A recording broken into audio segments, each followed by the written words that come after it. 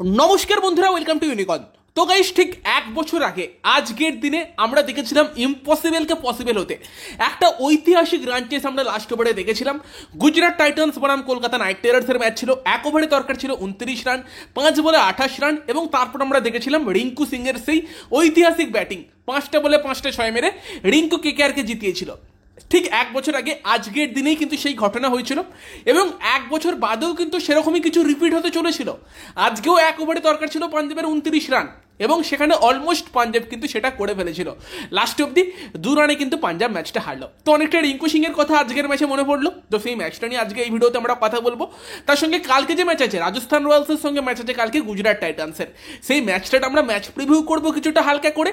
এবং তার সঙ্গে সঙ্গে একটা এমন বিষয় ঘটেছে যেখানে কিন্তু কলকাতা নাইট রাইডার্স বনাম চেন্নাই সুপার কিংস ম্যাচে কালকে, যেটা দেখার পর কিন্তু স্পোর্টসম্যানশিপ নিয়ে প্রশ্ন উঠতে পারে চেন্নাইয়ের লোকেদের। তো সেই সব আজকের আলোচনার এই ভিডিওর টপিক।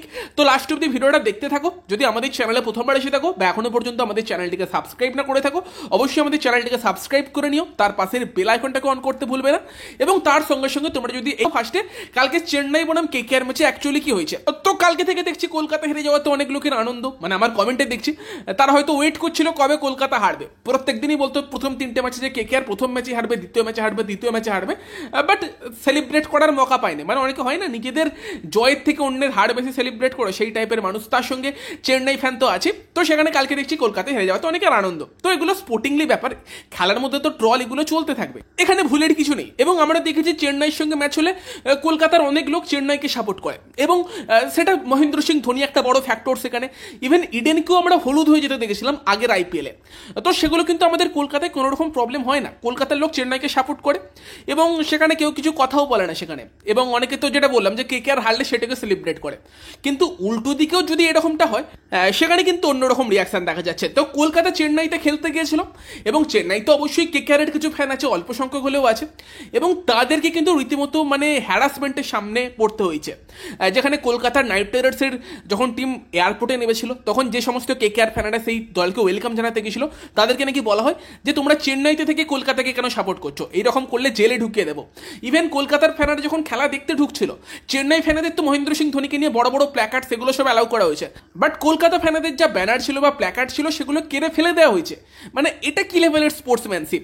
মানে চেন্নাই ম্যানেজমেন্ট, চেন্নাই যেখানে খেলতে যাচ্ছে চারিদিক হলুদ হয়ে যাচ্ছে, আমরা বিশাল ব্র্যান্ড, সেই সব নিয়ে তো তোমরা গর্ব করছো, ঠিক আছে, বাট তোমাদের ঘরের মাঠে যখন অল্প সংখ্যক কিছু অ্যাওয়ে টিমের সাপোর্টার সাপোর্ট করতে যাচ্ছে তার টিমকে, তখন তোমাদের এটা স্পোর্টসম্যানশিপ। তো এটা জঘন্য কাজ করেছে চেন্নাই ম্যানেজমেন্ট, মানে বলার মতো কাজ না। মানে ভারতের মধ্যে টিম, যে টিমের সাপোর্টার যে কোনো স্টেডিয়ামে গিয়ে যে কোনো টিমকে সাপোর্ট করতে পারে, সেখানে প্রবলেমের কি আছে?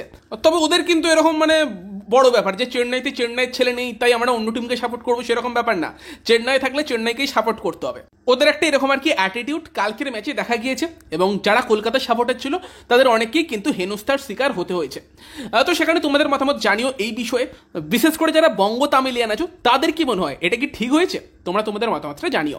এরপর যদি আমরা কথা বলি আজকের যে ম্যাচ ছিল সানরাইজার্স হায়দ্রাবাদের সঙ্গে পাঞ্জাব কিংসের, ভাই সেই ম্যাচটাও কিন্তু লাস্ট অব্দি খুব ইন্টারেস্টিং ম্যাচ হলো। মানে ম্যাচটা যদি আমরা প্রথম থেকে ফলো করছিলাম তখন মনে হচ্ছিল এক পেসে ম্যাচ হতে পারে। প্রথমে হায়দ্রাবাদের ব্যাটিং চলছিল না, দেন আবার পাঞ্জাব যখন খেলতে নামলো পাঞ্জাবের ব্যাটিং চলছিল না। মানে নতুন বল কিন্তু খুব ভালো সুইং করছিল, ব্যাটসম্যানদের খেলতে অসুবিধা হচ্ছিল। একদম শুরুতেই ট্রাভিস হেড আউট হয়ে গেছিল রিভিউ 9-এ। তবে হায়দ্রাবাদের ব্যাটিংয়ের কিন্তু টপ অর্ডার এদিন সেভাবে চলেনি। ট্রাভিস হেড লাস্ট অব্দি 15 বলে 21 করে, এবং অভিষেক শর্মা তার থেকে এক্সপেকটেশন বেশি ছিল, সেও কিন্তু 11 বলে 16 করে। মার্করাম 0 করে। রাহুল ত্রিপাঠী, তারও কিন্তু দিন ভালো যায়নি, 14 বলে 11। এবং সেখানেই কিন্তু একটা ছেলে জ্বলে ওঠে, নীতিশ রেড্ডি। মানে যেখানে ক্লাসেনের মতো প্লেয়ারও চলেনি, ট্রাভিস হেড চলেনি, মার্করাম চলেনি, সেখানে মনে হচ্ছিল হায়দ্রাবাদের ব্যাটিং আজকে স্ট্রাগল করতে চলেছে। এবং সেখানে অসাধারণ একটা ইনিংস কিন্তু নীতিশ রেড্ডি খেলে, প্রায় একাদমে কিন্তু হায়দ্রাবাদের ব্যাটিংকে টানেই ম্যাচে। 37 বলে 64 রান করে, ব্রিলিয়ান্ট ব্যাটিং। এবং তার সঙ্গে সঙ্গে আব্দুল সামাদ কিছুটা, শাহবাজ আহমেদ কিছুটা তাকে সাহায্য করে, এবং লাস্ট অব্দি গিয়ে জয়দেব উনাদকাটও একটা 6 মেরে যায়। ফলে কিন্তু স্কোরটা 183 রানে পৌঁছে যায়, 182 রানে পৌঁছে যায়। 183 টার্গেট কিন্তু পাঞ্জাবের কাছে ছিল, এবং পাঞ্জাব কিন্তু শুরুটা ভালো করতে পারেনি, একদমই ভালো করতে পারেনি। জনি ব্যাটস্টো আউট হয়ে যায়, প্রভ সিমরন সিং আউট হয়, দেন শিখর ধাওয়ান ভুবনেশ্বর কুমার কিন্তু একদম প্ল্যান করে তাকে আউট করে। প্রথমে ক্যাচ মিস হয়, দেন কিন্তু মানে ক্লাসেন এগিয়েছিল প্রায় 140 কিলোমিটার স্পিডের বল, সেই স্পিডে সামনে দাঁড়িয়ে কিপিং করছে, ধাওয়ান এগিয়ে যাচ্ছে, সুইং মিস করছে, সেখানে স্টাম্প করছে, brilliant planning, execution, bowling, keeping সব কিছুই ওখানে ব্রিলিয়ান্ট ছিল। তো সেখানে পাঞ্জাবের টপ অর্ডার কিন্তু আবার চলেনি এবং বেয়ার্সটু কিন্তু চলছে না, সেটা কিন্তু দেখতে হবে পাঞ্জাবকে, কিন্তু সেটা নিয়ে ভাবনা চিন্তা করতে হবে। তবে আস্তে আস্তে পাঞ্জাব পার্টনারশিপ করে, শ্যাম কারেন, সিকান্দার রাজার মধ্যে পার্টনারশিপ হয় এবং লাস্টে গিয়ে কিন্তু সেই শশাঙ্ক সিং এবং আশুতোষ শর্মা তারা কিন্তু আবারও এই ম্যাচটাকে ক্লোজ নিয়ে গিয়েছিল। আগের দিন এই দুজনেই জিতিয়েছিল এবং আবারও মনে করতে হবে শশাঙ্ক সিং, তাকে কিন্তু পাঞ্জাব চায়নি, অপ্রয়োজনীয় প্লেয়ার ছিল, যাকে নিয়ে পাঞ্জাব বলছিল যে একে তো আমার চাই না, অন্য প্লেয়ার চাই। সেই শশাঙ্ক সিং কিন্তু আবারও 25 বলে 46 করে, আশুতোষ শর্মা 15 বলে 33 করে, আবারও কিন্তু লাস্ট অব্দি ম্যাচটাকে ক্লোজ নিয়ে গেছিল। 1 ওভারে 29 দরকার ছিল, প্রথম 2 বলে 2 6 মেরে দেয় হচ্ছে আশুতোষ শর্মা, 2 ওয়াইডও হয়। এবার হ্যাঁ বলতে পারো যে 2 6 মেরেছে, এই 2 ক্যাচও হতে পারতো, লাস্ট ওভারেই 3টে ক্যাচ পড়েছে। তবে সেখানে কিন্তু যেখানে 6 বলে 29 ছিল সেখান থেকে 4 বলে 15 হয়ে যায়। তবে লাস্ট অব্দি কিন্তু সেই রানটা ওঠেনি, লাস্টে 1 বলে 9 দরকার ছিল, শশাঙ্ক সিং 6 মারে, তবে 2 রানে কিন্তু লাস্ট অব্দি পাঞ্জাব ম্যাচটা হেরে যায়। বাট অবশ্যই 29 দরকার ছিল, সেখান থেকে 2 রানে হারা, মানে ক্লোজ তো নিয়ে গিয়েছিল।